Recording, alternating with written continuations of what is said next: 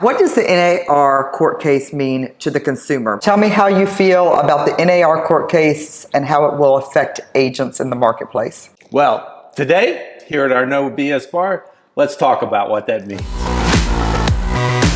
Play together, work together. So join us. Let's have a great time. You know, the NAR court case, and it affects the National Association of REALTORS, and a lot of the big real estate brokerages nationwide recently lost a national court case. It was a court case and they lost $1.78 billion, and they say that could actually be tripled to $5 billion. And a lot of people have heard about it, but a lot of people haven't. It's been in the Wall Street Journal and some of the national publications. And what it means is the lawsuit was brought because they said that some sellers had fixed buyer commissions to such a point that the sellers had no choice but to pay a certain fixed amount to buyer agents. Right. Typically, in real estate, we say that there is no fixed commission, that it's always been negotiable. But what they were saying was that you might say that, but pretty much nationwide, it had been fixed at 6%. With 3% going to the other side. And what they were saying was, as sellers, they didn't have a way of actually changing that. Well, the problem was that a lot of buyer agents were very inexperienced.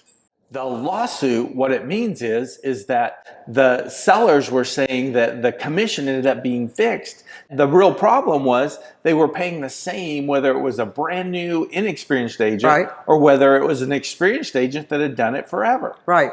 So the problem that was coming across was that they just felt like they didn't have the ability to negotiate what the other side was. Right. I understand that completely. Yeah. And then unlike in other industries, they felt like that the other side, since they were paying the commission to them, that they were actually paying a commission to the other side that was negotiating against them. Yeah, that makes total sense. I'm actually paying somebody to negotiate against me.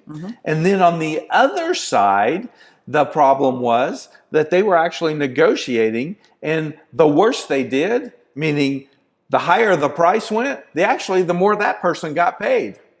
Right. So the buy side's looking at it like, oh my gosh. Right. The worse my agent does, the more my agent gets paid. Right. So the whole lawsuit came together as a class action lawsuit nationwide. And when the jury sat back and looked at it, they're like, this really makes sense that this system doesn't work right. Right. I get it. Especially when they go out there, somebody who goes out there, they hire somebody like me. Somebody out there goes and hires a buyer agent who is absolutely brand new, who they may have found on a site like Zillow or something like that. They go hire them. They come in. It could be their first transaction ever. Ever. And they're going, why in the world are we splitting our commissions 50-50? Plus, that agent, they really don't have a chance negotiating against somebody like you. And then the other thing they looked at was how it's done in the United States is a very small portion of how it's done in the rest of the world. The rest of the world has changed how they do real estate long ago. In fact, the way that it's done in the United States with the seller actually paying the buy side, the way we have it bundled together, is not done in probably 80% of the world. Right. In most of Europe and Australia and some of the other countries, it actually is separated already.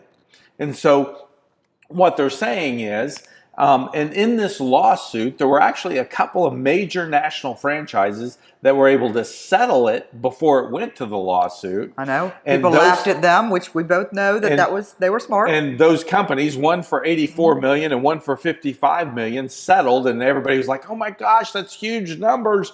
Well, now in hindsight, those are some pretty smart CEOs. Very smart. Because the part wasn't just the money, the part that was in the settlement that now we've been able to see as they come closer to finalizing their settlements was their business practices that they agreed to. And those business practices where they agreed to claim, hey, the buy side's not free, which we've never been supposed to say that. Which we've been actually doing for I mean, for 8 years, I've actually been disclosing, hey, you're signing that you work with me Right. exclusively since day one of doing real estate. Because thanks you're to you. you're going to work with them, and they're going to trust you, and you're going to trust them. Mm-hmm. You each have responsibilities Correct. to do. Mm-hmm. And then at the same time, they're agreeing that, hey, we're going to disclose who gets paid and how they get paid up front. And Right. that's an important thing. Mm-hmm. So what this lawsuit's really bringing about, besides maybe who gets paid and how they get paid, it's really bringing about transparency. Right. And I think that should have been there a lot longer, because I think one thing the realtor organization and maybe NAR has done is try to protect their own a little bit too much. Oh, yeah. So maybe this is really bringing about more transparency. So between you and me, I am really happy for this lawsuit. Me too. I think it's really does protect the consumer more. And I know a lot of realtors out there are going to not be happy with us saying this, but I think this is a really good thing for the consumer. And I actually think it's a good thing for our industry. I do too, because I think it'll weed out a bunch of the part-time agents and a lot of the people who are inexperienced, and it'll do good for those of us who do have the experience. I think it will too. So the lawsuit that's been out there, I think it's been a good thing, and I look forward to seeing it come to fruition and all the changes it's going to bring. Absolutely, me too. You know, I'm pretty excited for the court case. In fact, I think it is a great thing for professional agents. Everybody else is scared. We're not scared. We are not scared, and one reason is, have you ever done buyers without having a buyer agency in place? 2 in 8 years. We went 2 back. in 8 years.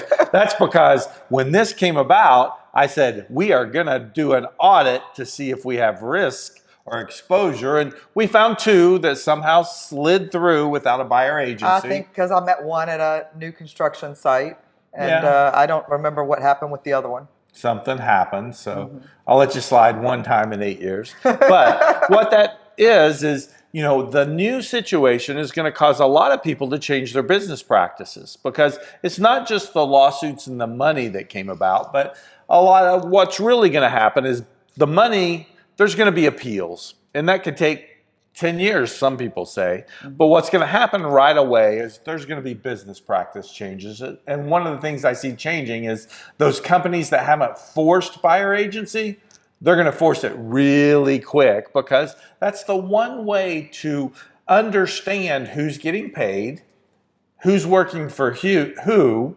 and what representation is going to take place. Now, in my mind, just as you know and you agree, that should have been happening all along. That's how transparency happens. But some companies and some brokerages haven't been doing that, as is apparent by some of the lawsuits that have taken place. Oh, yes. And apparent by what we hear Every day. every day.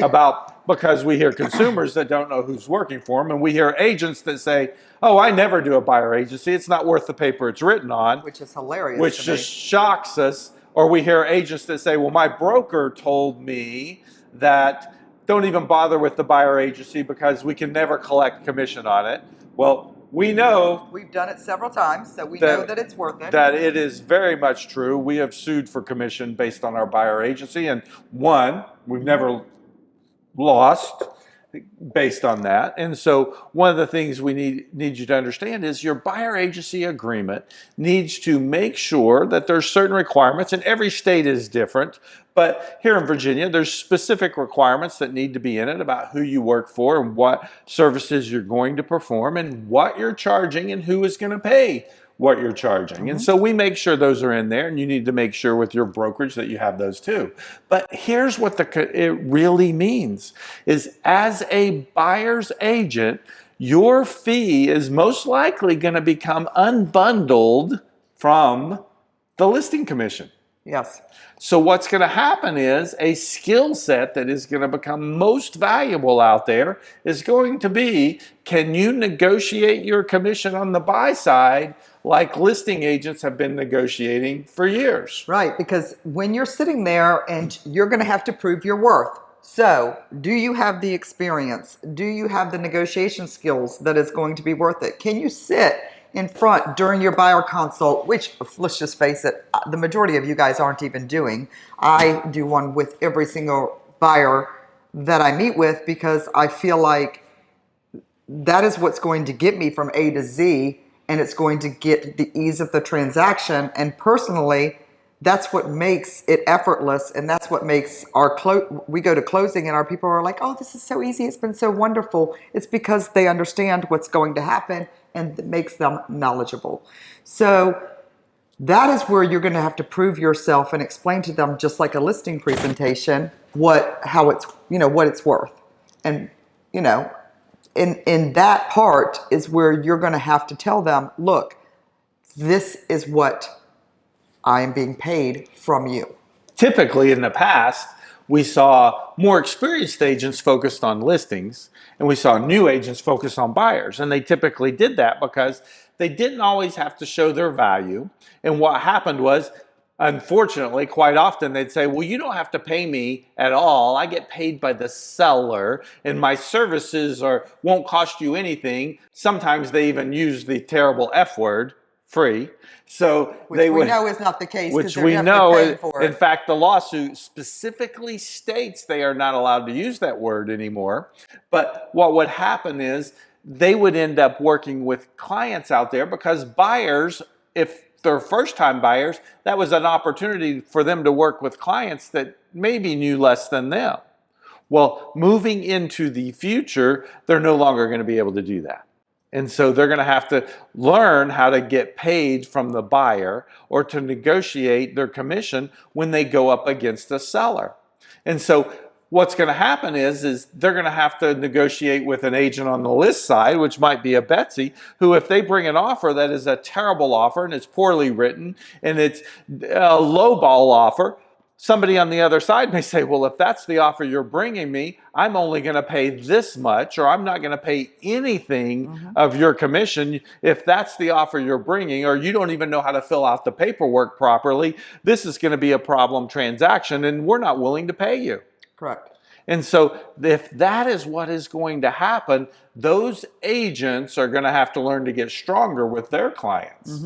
Or what some predictions are going on is that the number of realtors at NAR right now is hovering around 1.5 million. Some are predicting it'll go to 1 million, or even to 800,000, which what will happen is a lot of the commissions on the buy side may go down, which I think they will. My personal prediction is we'll see the average commission on the buy side go down as much as 30 or 40%.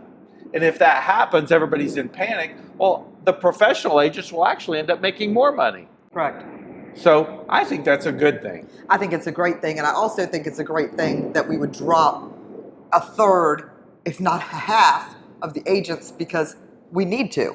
Yes. It's definitely our barrier of entrance, and what has happened through COVID and other things has definitely allowed too many agents to enter the industry. And you know what?